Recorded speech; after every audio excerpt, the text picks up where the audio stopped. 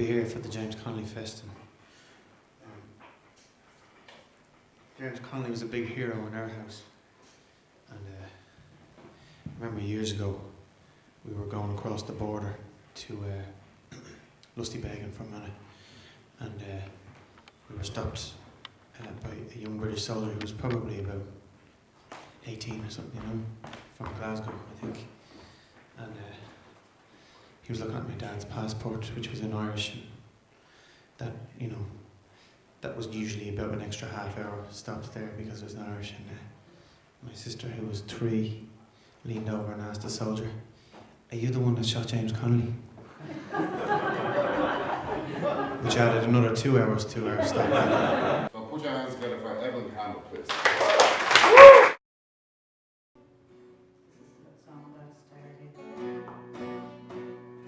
Money can't buy me.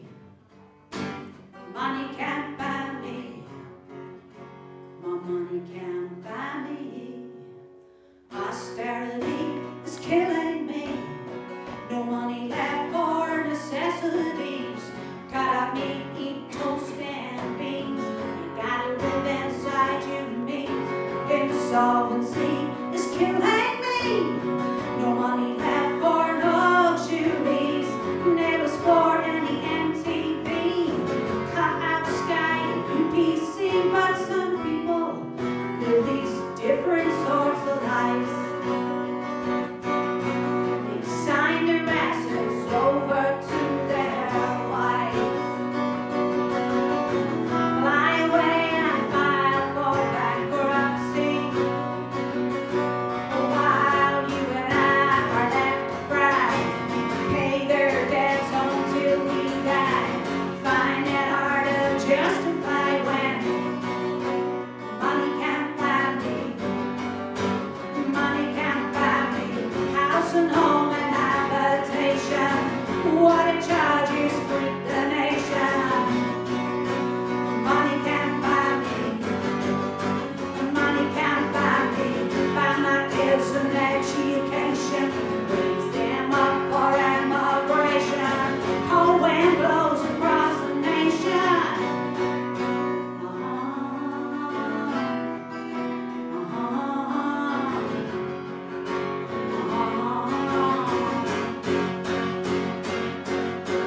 Property taxes killing me.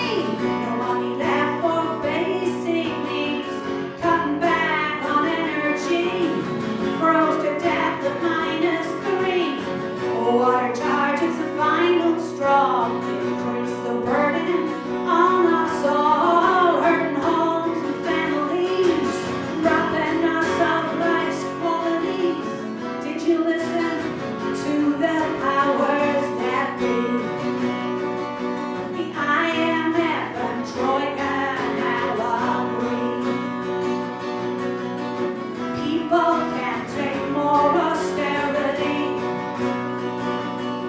but they justified our obligation. Signed us up for generations. Rising tide of desperation. Cold wind blows across the nation. Money can't buy me. Money can't buy me. House and home and habitation. Water charges freak the nation. Money can't buy me. Money can't buy me. Fiction's a loom and deprivation. Cold wind blows across the nation. Money can't buy me. Money can't buy me. Buy my kids an education. Raise them up for immigration. Austerity needs termination.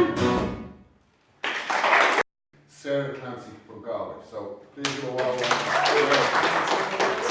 Shocking talk, isn't it, in Ireland, where you're suddenly canonised when you're dead. This time I will speak ill of the dead, but not of the skeletons she made of northern streets, not the skeletons of men who starved in Ireland, nor the thin men with viruses she stigmatised, ostracised first and then criminalised. I will speak out about the Argentinian dead, all shot in their backs, and about Pinochet, who she supported, and his helicopters spewing corpses into the sea, and the torture, the hubris of only negotiating with certain classes of terrorists. I will speak ill of the markets she loosed to feed on the carcasses of families and homes in bleak towns that she'd wrecked, and of the puppets she sent out with batons or warplanes. I'll curse her and them and her own slick proxies who learned all they know in her classroom and are right now in action. Let it be said that I'm happy she's gone. I'm glad Thatcher's dead, but let's not leave it at that. Let's make this our watershed. Let's make it our watershed. That's in memory of Maggie. Ladies and gentlemen, Fiach Moriarty.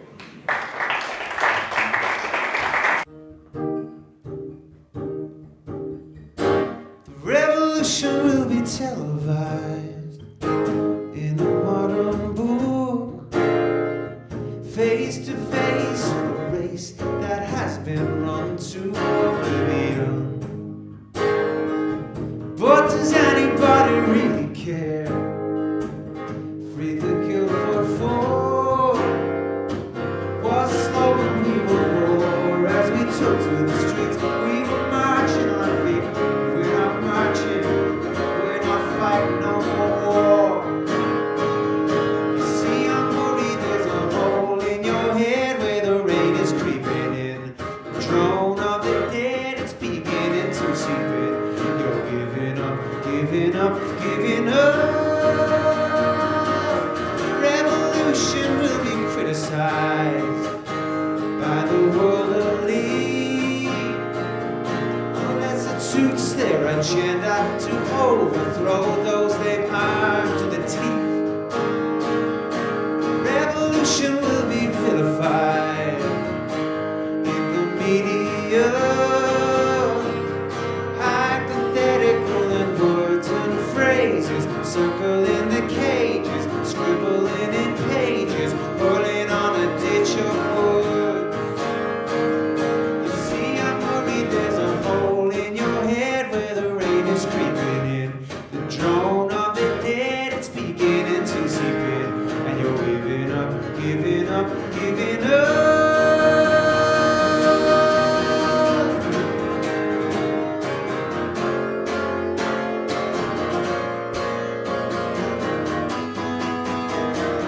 Revolution will be you and me if you want it to be, just as long as you don't give it up.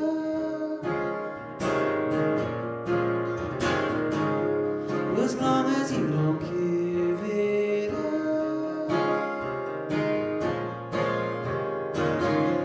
As long as you don't give it up, give it up, give it up, give it up, give it up, give it up. Oh, you're never, never gonna give it up, give it up, give it up, give it up, give it up, give it up.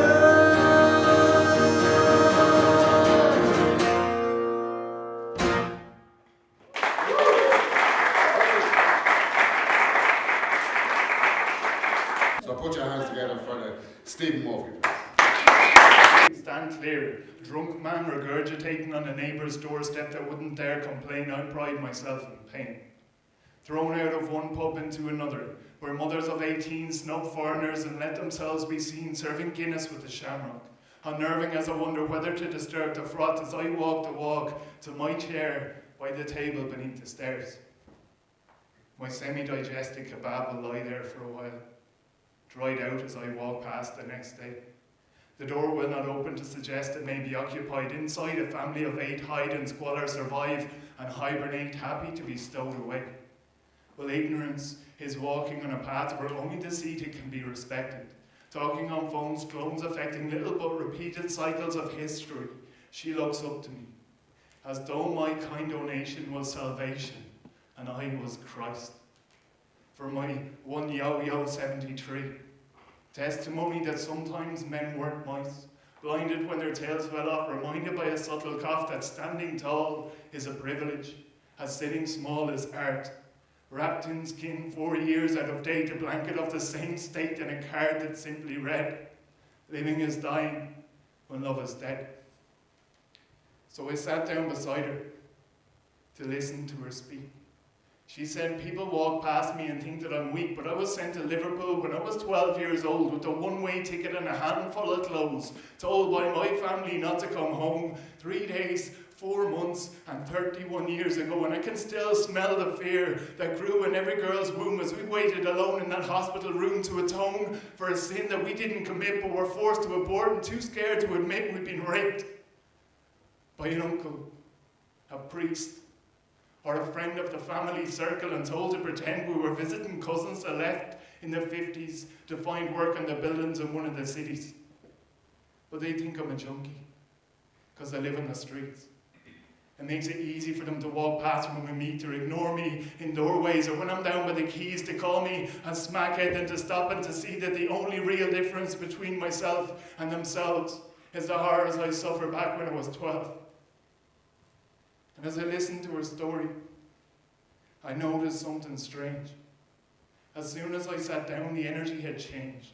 It was like the city existed on a different plateau where the noise from above met the silence below, and as I watched them shuffle past in their new designer suits, I wondered how they give themselves to such empty pursuits. But she read me as easily as Anna Barry and said everyone's got their cross to carry, and just because they dress nice and choose a chemical smell, they bleed the same way. So remember this well, that sometimes the rougher and the worse that we look is a sign of a much more interesting book. And she laughed at me then, and I can still see her smile.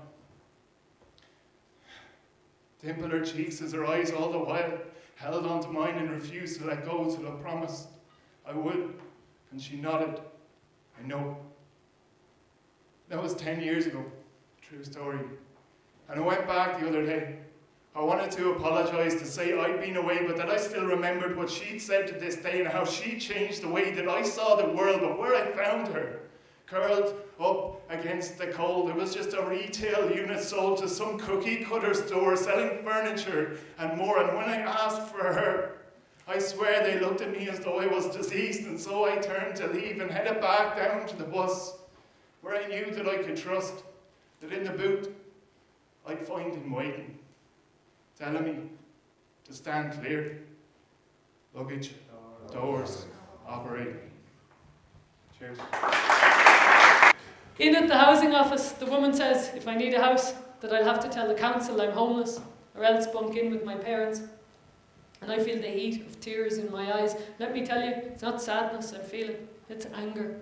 After all of my years insisting that no one will ever call me victim, in they come and do it from a whole different angle that I didn't see coming, and they call it helping. I'm still paying the tail end of my mortgage with no home to show for it, and I wonder what I've absorbed that means, even with all of my theories, my politics, that this, the oldest human endeavour of seeking out shelter, has become shame-filled. On my way down through town, Rosalie asks for a fiver. I give it. It's easier to offer than to ask, I reckon. And she says, you are beautiful, showing the limits of her English vocabulary. I'm not though, but I am as damaged and raging. On days like this, I seek the sea out and breathe it. And you, what do you do to get through it? Don't call it apathy, because we're not fine. We're not grand, thanks, we're hurt. And we're making it worse when we go round pretending we're sorted. And I walk on down past Griffin's Bakery as if I'm the only one in the river of people on Shop Street who's rocking a subplot, who's got things going on in the background that take effort to deal with. That's why it's called individualism, isn't it? Because we aren't telling anyone. In the separation of one from each other, of ourselves from ourselves, we're alienated, but sure, it's grand, isn't it? We're on the pig's back, and yet we must live in these times. And I write down past tense love affairs, all the while getting older and worn out. And what good is it? Resuscitating all lovers for nothing. Recycling my slogans, these dictums. If I can't write about real things, why bother? If I can't mock the sign on the wall at welfare that says after 2 decades of working that now I'm likely to drink in the daytime, to have poor personal hygiene, or to spit and swear at the people who work there and are only paying their bills same as anyone. Well, I fooled myself. One of these days I might do it, might hurt someone, wreck something, and it might bring me to some other dimension. That's human, so they tell me, competition and viciousness. Well, I hope that's fiction, because the truth is I don't have it in me. I'm lacking some cruelty, because I think what's human is order and interdependence. What's human is balance and kindness, and us coming up with some way we can live in these times without violence. I, for one, might need some help with it. Is that too much to ask for? Thanks very much, everyone. Thanks for listening.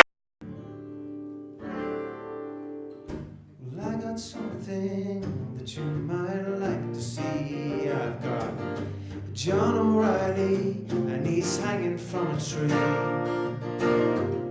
Now it's time for you to swing right by his side, for today's the day you're gonna die. Well, I got something that you might like to know. Well, I've got 60 Catholics and they're hanging from a bow. Well, how we play them like a sweet old violin. Now you must see you can never win.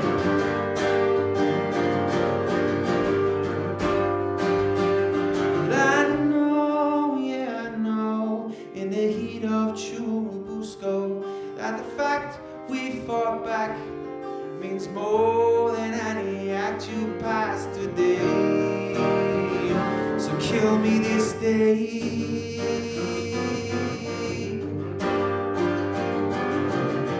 Well, I got something that you might like to wear round your throat. So I kick this wooden chair. Your neck will snap and you will die in pain. And all your efforts will have been in vain.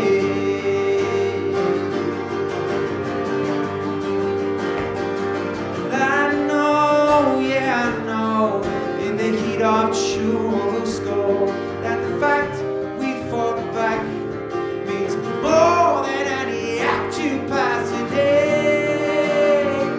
So kill me this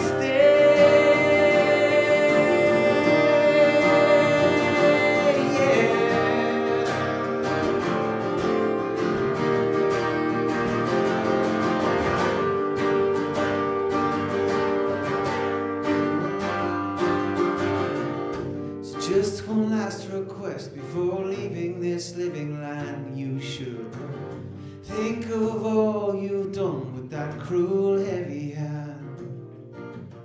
Remember my face for the rest of your existence. But this is the face of freedom and resistance.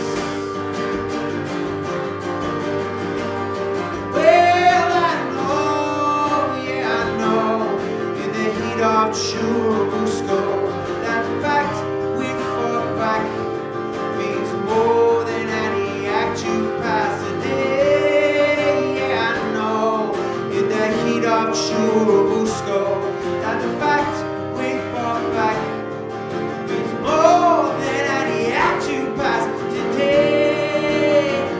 So kill me this day.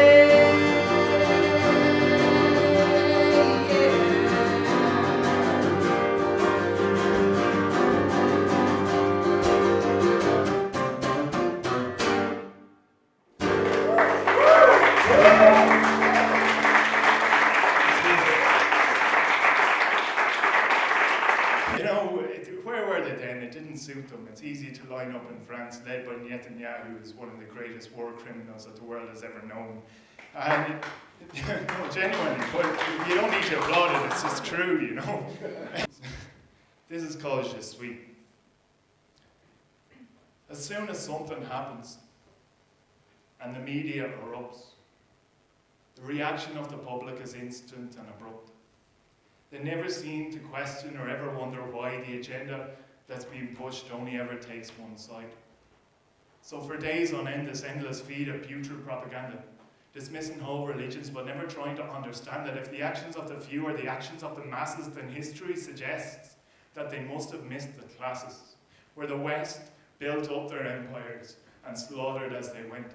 And the higher up the stakes, the more the time they spent, summarily executing every dissident they met. Yet now they claim these shootings are the harshest sentence yet, and the media all love it because it fits their common enemy and gives them an excuse to spout intolerance and bigotry and pretend to be purveyors of some diplomatic dignity by citing the sheer terror and the scale of inhumanity as if murder wasn't something that's dictated every day to the armies that they've sent off to those countries far away.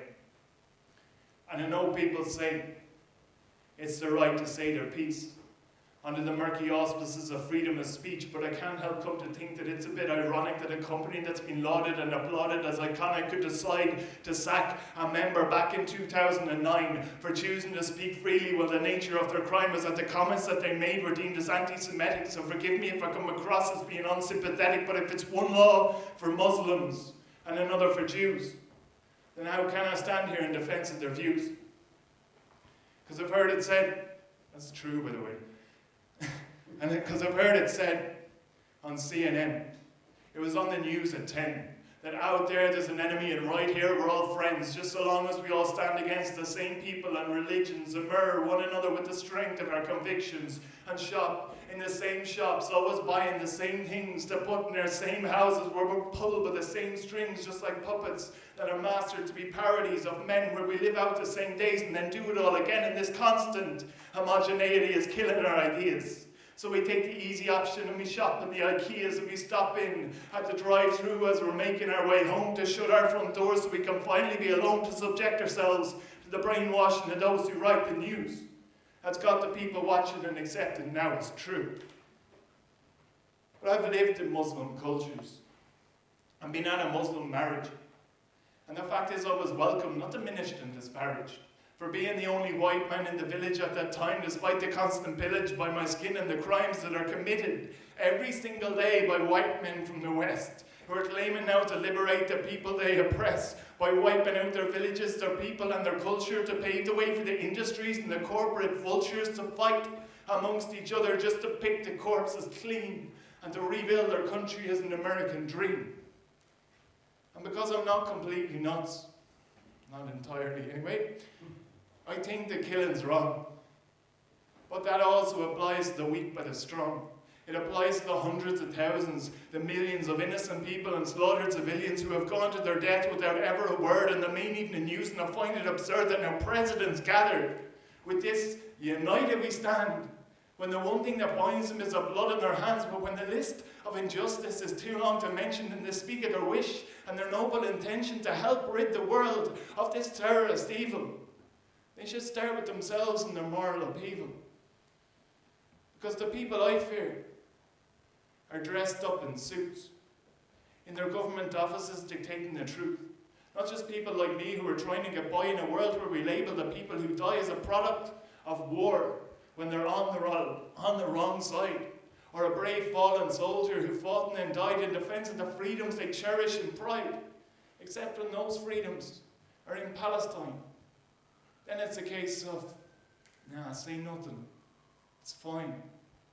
Or Iraq, or Afghanistan, Pakistan, Syria, this imminent threat and constant hysteria of terrorists everywhere joining the fight in occupied lands where the West sees the right to be there in the first place, in the name of democracy. But what kills me is seeing this latest hypocrisy of flags at half-mast to honour the dead, king of a country that will lash and behead while the news speaks of ISIS and the threat that they bring, and the ongoing crisis when they do the same thing. Well, the puppet regimes are put in their place with the same politicians who claim to embrace this freedom of speech, yet go on to install the rules of free speech as a law for us all. And the crux, as I see it, is a new Patriot Act that's pan-European while the people react to the fear that they're fed just to keep them in check. They'll enact and exact it and come to expect that by making new laws, it'll keep us in line. But they're forgetting the flaws that are there by design. The man is an animal, so cage if you must, but you'll only succeed in betraying our trust. And if our loyalty is tested, we still know how to fight. So if you beat us enough, then expect us to bite. I would never condone what happened in France. I just think that people, if given the chance, are quick to condemn, but slower to see the rights of all men to be equal and free, and not just to them with whom they agree.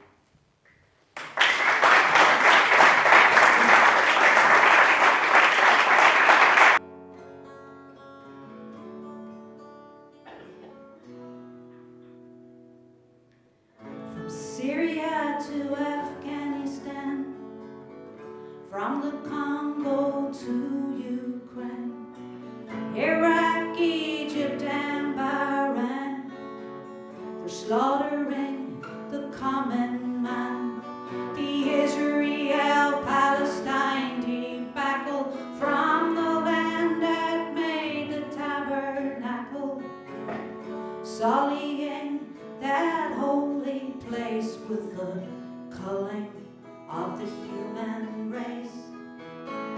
Where have all the flowers gone? Long time passing. Where have all the flowers gone? Long time ago. Where have all the flowers gone? Power killed them, everyone. When will we ever learn? When will they ever learn? In Africa, the mothers cry, another 20,000 babies died. Corrupt governments decide there is no value on their lives. The corporates their lands have raped, while the prophets fly to their golden plates. And hunger haunts a tiny face in the calling of the human race. Where have all the flowers gone? Long time passing. Where have all the flowers gone? Long time ago. Where have all the flowers gone? Greed has killed them, everyone. When will they ever learn? When will they ever learn? Those of us in peaceful states where fears of death don't dominate, how many of us realize what's going on before our eyes? The United Nations hands are tied, while governments stand idly by, impotent behind the face in the calling of the human race. Oh, where have all the flowers gone? Long time passing. Where have all the flowers gone? A long time ago. Where have all the flowers gone? Indifference killed them, everyone. When will we ever learn? When will we ever learn?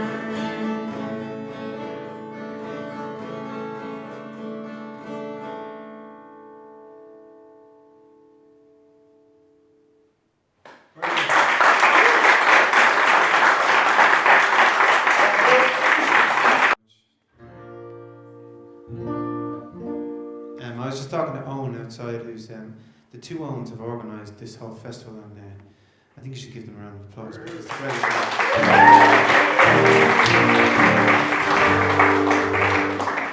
and this is only the start. I can really see this festival growing and growing in stature and pace. Yes. But,